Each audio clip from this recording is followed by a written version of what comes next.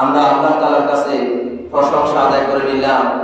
আল্লাহ তাআলা এই প্রশংসা আদায় করার বিনিময় আপনাকে আর আমাকে আমাদের নেয়ামত বাড়িয়ে দিবেন। এখানে আমরা সব সময় সর্ব অবস্থায় যখন যে অবস্থায় থাকি না কেন আমরা আমাদের রবের নিকট আমরা প্রশংসা আদায়।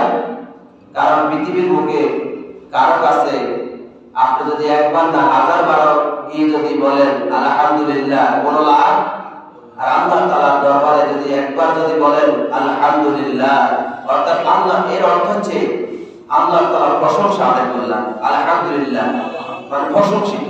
আলহামদুলিল্লাহ তো কি প্রশংসা আদায় করলাম। আলহামদুলিল্লাহি রাব্বিল আলামিন, সমস্ত প্রশংসা কার জন্য? বিশ্ব প্রতিপালকের। আর রহমানির রহিম, পরম করুণাময় দয়ালু, পরম করুণাময় দয়ালু। মালিকি ইয়াউমিদ্দিন, যিনি বিচার দিবসে মালিক, যিনি বিচার দিবসে মালিক। তাহলে আমাদের বাংলাদেশে প্রায় সারা পৃথিবীতে প্রায় 250টি দেশ আছে। আর এই 250টি দেশের মধ্যে 250-এর অধিক প্রধানমন্ত্রী আছে নাকি নাই? তারা বিচার করে না। এর মধ্যে আপনার এই এমপি আছে, মন্ত্রী আছে, চেয়ারম্যান আছে, মেম্বার আছে, চৌকিদার আছে, এলাকার গণ্যমান্য মাতাব্বর আছে কিনা? বিচার করে না। আর আল্লাহ তাআলা বলেন মালিকি ইয়াউমিদ্দিন, বিচার দিবসের মালিক হচ্ছেন একজন, তিনি কে? আল্লাহ। শুধু একজন বিচার করবে, দেখছেন? তারপর আল্লাহ তাআলা বলেন ইয়্যাকা না'বুদু ওয়া ইয়্যাকা নাস্তাঈন, আমরা ইবাদত করতেছি কার? আল্লাহ।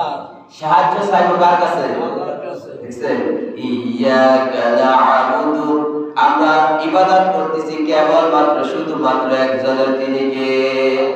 আর সেই ইবাদত করার জন্য আজকে আমরা আল্লাহ তাআলার ঘর মসজিদে হাজিরা দিতে এসেছি। আর এই যে হাজিরা দিতে এসেছি, রুকু সিজদার মাধ্যমে আমরা সরাসরি আল্লাহ তাআলার নিকটবর্তী হয়ে যাব। এখন কি আমরা আল্লাহর কাছে সরাসরি যেতে পারবো? আমরা একদিন যাব। কয়দিন? একদিন যাব। ওই দিন গেলে সব হিসাব নিকাশ সব আল্লাহ তাআলা নেবেন।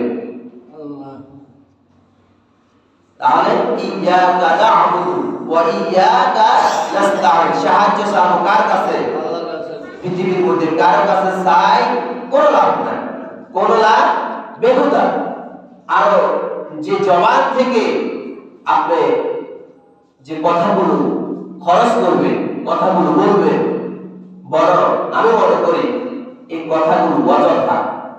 আমরা যে কোনো বিপদে পড়ি, যা কিছু প্রয়োজন আমরা আল্লাহ তাআলার কাছে গিয়ে আল্লাহ তাআলার কাছে আমরা চাইবো।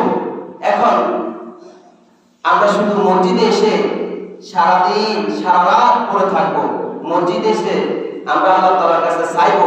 মসজিদ ছাড়া আর কি আল্লাহ তাআলার কাছে কি চাওয়া যাইবো না? যাইবো না? আপনি হাঁটতে চলতে, দোকানদারি করতে, ব্যবসা বাণিজ্য করতে, গাড়িতে চলাচল অবস্থায় যখন যে অবস্থায় থাকুন না কেন, আপনি অন্তরে আল্লাহ তাআলার কাছে চাইতে পারবেন। এক্ষেত্রে কোনো সমস্যা? অন্তরের খবর কে জানে? সম্মানিত আমার দিনী ভাইরা।